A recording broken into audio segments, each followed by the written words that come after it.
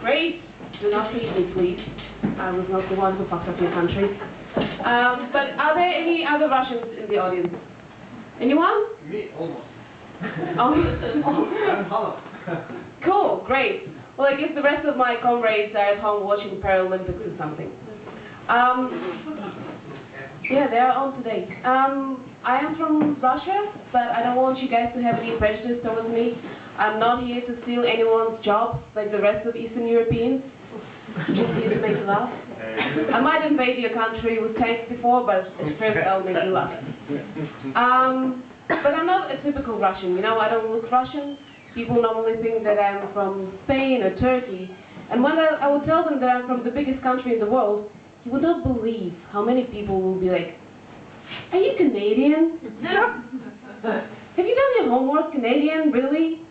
But you know, I don't mind that. I hope, every time I go to bed, I imagine that my president will call me eventually, and he will say, "Elena, we need you to be a spy for our country." And I would reply, "No problem, Mr. Putin. People already think that I'm a Canadian." It's okay. But I fled Russia when I was 17, when I realized that you can get drunk pretty much anywhere without the possibility of getting blind from the alcohol that you drink. And now I live here in the Netherlands, and I love it. I mean, I don't love it, but I just say that so I don't get deported, you know. Better safe than sorry. And I live here in Amsterdam, and I think it's a great city. It's great, multicultural. You get to see all kinds of folks here. People from Latin America, or people from Lithuania, or drunken English tourists. They just ship them here on Friday evening, and they ship them their barely functioning corpses on Sunday afternoon through various fast food joints. But has anyone gone to the carnival over the weekend? Anyone? There was carnival last weekend. No? I think it's a great thing, carnival. You get to dress up, and then you get to drink, and then you get to check out people for as long as you want, and you wouldn't be considered a creep. You're just staring at their costumes. I'm not checking out their butts. I'm just looking at the stitching on the tail, you know? And I was going home on the train, and I was blinded by the amount of colors that I saw there. I mean, there were so many colors that the Russian government might consider that a gay propaganda. And I was sitting next to these ladies, and they had really cool scarves on with like sparkles and stuff, and I started talking to them. And I asked them, "So who are you supposed to be dressed as?" And they said, "We're not dressed as anyone. We're Muslims." Sometimes I forget what kind of a really multicultural place I live in, you know? But I'm Russian, but I was born in USSR, which is, I think, kind of cool because this country doesn't exist anymore. And whenever I have to fill in the application form and it says the place where I was born, I put USSR. It's like, I'm born in Atlantida or something. It's really cool. But I didn't live there for a long time. When USSR collapsed, I was 3. So this is how I witnessed our country going from communism to democracy. The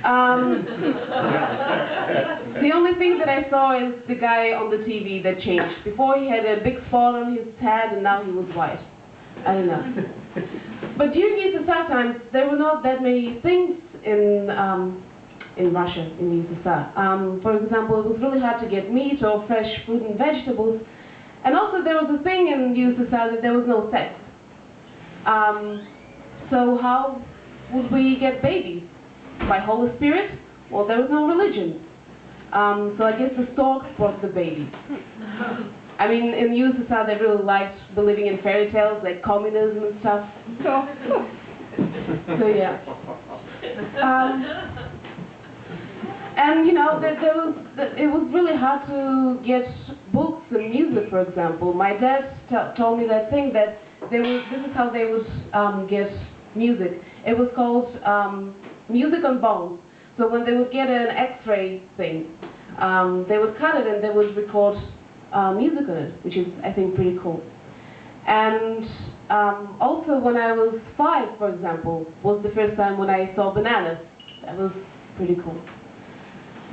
I'm going to say something about myself as well.